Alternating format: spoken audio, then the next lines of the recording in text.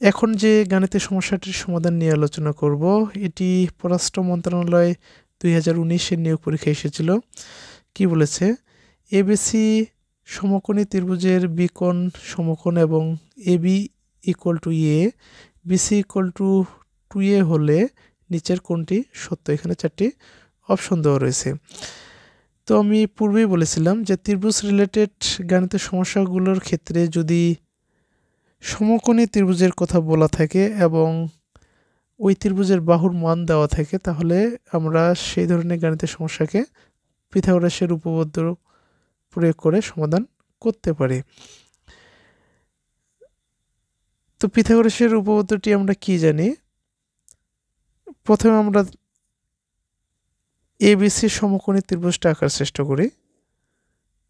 Question অনুসারে ধরে নিলাম এটা হচ্ছে কি এবিসি ত্রিভুজ, এই বি কোণটা হচ্ছে কি সমকোণ, অর্থাৎ 90 ডিগ্রি।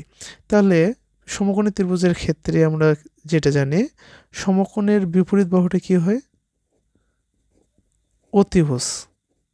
আর অপর বাহু দুটি, একটি লম্ব আর একটি কি হয়? ভূমি, তাই না? এটা আমরা জানি। আর সমকোণী ত্রিভুজের ক্ষেত্রে অর্থাৎ পিথাগোরাসের যে উপপাদ্যটি, সেটা আমরা কি জানি? যে একটি সমকোণী ত্রিভুজের অতিভুজের উপর অঙ্কিত বর্গক্ষেত্রের ক্ষেত্রফল অপর দুটি বাহুর উপর অঙ্কিত বর্গক্ষেত্রের ক্ষেত্রফলের সমষ্টির সমান, এটা জানি, তাই না? তাহলে এই বর্গক্ষেত্রটির একটি বাহু যদি এসি হয়, তার মানে কি প্রত্যেকটা বাহুই এসি, তাই না? এই বর্গক্ষেত্রের ক্ষেত্রফল আমরা কি জানি? বাহু স্কোয়ার। বর্গক্ষেত্রের ক্ষেত্রফলের ক্ষেত্রে আমরা কি জানি? বাহু স্কোয়ার, অর্থাৎ কি এখানে এসি স্কোয়ার। তাহলে এখানে থেকে পাচ্ছি কি এসি স্কোয়ার। আর এবির উপর অঙ্কিত বর্গক্ষেত্রের ক্ষেত্রফল মানে কি এবি স্কোয়ার। বিসির উপর অঙ্কিত বর্গক্ষেত্রের ক্ষেত্রফল মানে কি বিসি স্কোয়ার। তাহলে পিথাগোরাসের উপপাদ্য অনুসারে আমরা কি জানি? এই যে অতিভুজের উপর অঙ্কিত বর্গক্ষেত্রের ক্ষেত্রফল মানে কি এসি স্কোয়ার, অপর বাহু দুটি বলতে কি এবির উপর অঙ্কিত বর্গক্ষেত্রের ক্ষেত্রফল এবং বিসির উপর অঙ্কিত বর্গক্ষেত্রের ক্ষেত্রফল, এই দুটির সমষ্টির সমান হবে এসির উপর অঙ্কিত বর্গক্ষেত্রের ক্ষেত্রফলটি এই দুটি বাহুর উপর অঙ্কিত ক্ষেত্রফলের সমষ্টির সমান। এত এটা হচ্ছে কি পিথাগোরাসের উপপাদ্য। এখানে দেখেন এবির মান দেওয়া রয়েছে, এবির মান দেওয়া রয়েছে কত? এ স্কোয়ার।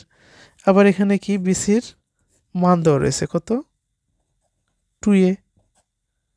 এখন বলছে কি নিচের কোনটি সত্য, অর্থাৎ এসি ইকুয়াল টু কোনটি সত্য, এটা আমাদের নির্ণয় করতে হবে। তাহলে কি আমরা এখানে এসির মানটা নির্ণয় করি, তাই না? এসি বলতে কি এখানে অতিভুজ। তাহলে এখান থেকে পাই এ স্কোয়ার, আর এখান থেকে পাই কি 4a স্কোয়ার এসি স্কোয়ার, অর্থাৎ কি এ স্কোয়ার প্লাস 4a স্কোয়ার বলতে কি 5a স্কোয়ার। এখানে হচ্ছে কি এসি স্কোয়ার, উভয় দিকে বর্গমূল নিলাম, তাহলে কি স্কোয়ার রুট কেটে যায়, এখান থেকে এখানে পাই আমরা কি এসি। আর এখানে হচ্ছে কি 5-এর উপর রুট, এর উপর এ স্কোয়ার উপর রুট, এ স্কোয়ার রুট কেটে যায়, তাহলে কি পাচ্ছি √5 ইন্টু এ। এসি সমান আমরা পেলাম কি √5 ইন্টু এ। তাহলে আমরা এখানে যে অ্যান্সার, অর্থাৎ কি এখানে আমরা বলতে পারি যে এখানে একটু ভুল, এই দুইটার মধ্যে একটি অ্যান্সার হবে, অর্থাৎ এটাকে আমরা ধরে নিলাম √5a, ঠিক আছে? তাহলে এটি হবে আমাদের কাঙ্ক্ষিত অ্যান্সার, ঠিক আছে? পর্যায়ে একটি গাণিতিক সমস্যা নিয়ে আলোচনা করি। এটি ইডি এর অফিস সহকারী 2021-এর নিয়োগ পরীক্ষা এসেছিল। কি বলছে এখানে? যে সমকোণী ত্রিভুজের ভূমি, হ্যাঁ এই যে দেখেন সমকোণী ত্রিভুজের কথা উল্লেখ আছে, আবার ভূমির দৈর্ঘ্য দেওয়া রয়েছে, অতিভুজের দৈর্ঘ্য দেওয়া রয়েছে, এর উচ্চতা কত? উচ্চতা বলতে এখানে আমরা কি বলবো? লম্ব, ঠিক আছে? এখানে 4টি অপশন দেওয়া রয়েছে। যেহেতু সমকোণী ত্রিভুজের কথা বলছে, বাহুর মান দেওয়া রয়েছে, তার মানে কি পিথাগোরাসের উপপাদ্যটি আমরা এখানে প্রয়োগ করতে পারি। তাহলে এখানে আমরা পিথাগোরাসের উপপাদ্য কি জানি? অতিভুজ স্কয়ার মানে কি অতিভুজের উপর অঙ্কিত বর্গক্ষেত্রের ক্ষেত্রফল, এটা দিয়ে বোঝানো হয়, তাই না? আর ভূমি স্কয়ার প্লাস কি উচ্চতা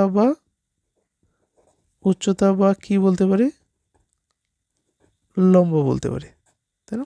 তাহলে কি অতিভুজ স্কয়ার ইকুয়াল টু ভূমি স্কয়ার প্লাস লম্ব স্কয়ার বা লম্ব স্কয়ার প্লাস ভূমি স্কয়ার, এটা হচ্ছে কি পিথাগোরাসের উপপাদ্য।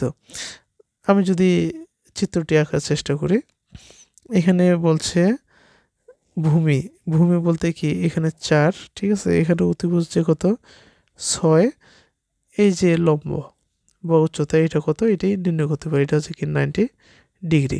তাহলে অতিভুজ বলতে এখানে কি, এই যে আমরা কি জানি সমকোণী ত্রিভুজের বিপরীত বাহুটি কি হয় অতিভুজ, আর বাকি দুটো একটা কি লম্ব হবে একটা ভূমি, ঠিক আছে, লম্ব বা উচ্চতা এটা হবে।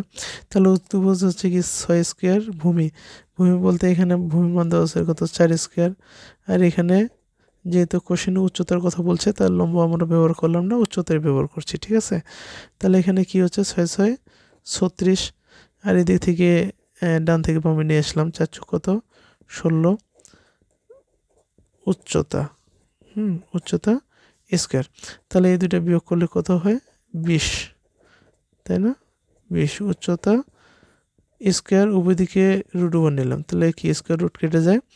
এটা সমান আমরা কি লিখতে পারি 4 × 5, 4 5 20 লিখতে পারি, তাই না? এই যে উচ্চতা। এখন এটা কি দুইটার উপরে রুট রয়েছে না, 4 এর উপর রুট আবার 5 এর উপর রুট, 4 এর উপর রুট মানে কি 2, 5 এর উপর রুট বলতে আমি 5 রুট ওভার 5 রেখে দিলাম, তাহলে কি 2 × রুট ওভার 5, এটা হলো কি, এটাই হলো উচ্চতা, ঠিক আছে। তাহলে আমরা এখানে অ্যান্সার পেলাম কত, খ হচ্ছে আমাদের কাঙ্ক্ষিত অ্যান্সার। আশা করি বুঝতে পেরেছেন। যদি বুঝতে না পারে থাকেন অবশ্যই কমেন্টে জানাবেন। আর আমার এই ভিডিওগুলো যদি আপনাদের ভালো লেগে থাকে অবশ্যই ইউটিউব থেকে বিবি ম্যাথ একাডেমি ইউটিউব চ্যানেলটি সাবস্ক্রাইব করে দেবেন এবং ফেসবুকে বিবি ম্যাথ একাডেমি পেজটি ফলো করে রাখবেন, লাইক কমেন্ট শেয়ার করবেন। ধন্যবাদ সবাইকে।